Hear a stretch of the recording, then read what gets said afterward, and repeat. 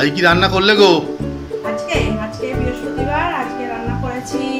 এখানেই আছে ভাত। হ্যাঁ, এখানে ভাত আছে আর এখানে করলা আলু সিদ্ধ কাঁচা তেল দিয়ে মেখেছি। হ্যাঁ, আর এখানে রয়েছে ডাল সিদ্ধ ও মেয়েটার জন্য রেখেছি।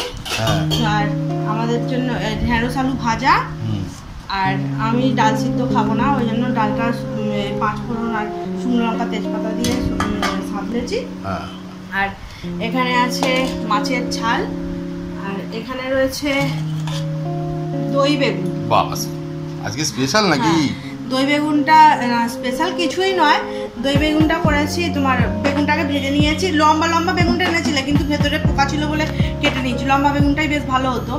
আর বেগুনটাকে ভেজে নিয়েছি, ভেজে নিয়ে দই আর টক দই আর একটু সামান্য জিরে গুঁড়ো, চাট মশলা আর হচ্ছে তোমার গোলমরিচ গুঁড়ো একসঙ্গে ফেটিয়ে নিয়ে, সামান্য চিনি একসঙ্গে ফেটিয়ে নিয়ে ওপর থেকে দইটা দিয়ে দিয়েছি। এটা হলো দই বেগুন। আর কিছু আছে?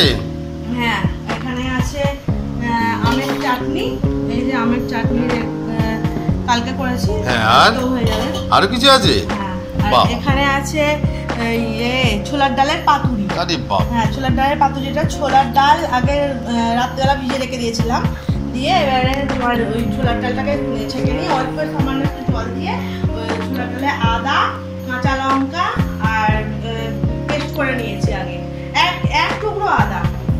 আর আমরা ঝাল খাই না বেশি, ওই জন্য 3টে কাঁচা লঙ্কা দিয়েছি, দিয়ে আর ওটাকে ভালো করে পেস্ট করে নিয়েছি। নিয়ে তারপরে সর্ষে পোস্ত আর বেটে নিয়েছি, বেটে নিয়ে ওই ডালটাতে দিয়ে মাখিয়ে নিয়েছি, দিয়ে আর নারকেল কোড়া দিয়ে দিয়েছি, দিয়ে এই কলা পাতায় বেঁধে আর ওই ভালোই হয়েছে, খারাপ হয়নি দিয়ে আর এই হালকা করে ভেজে নিয়েছি।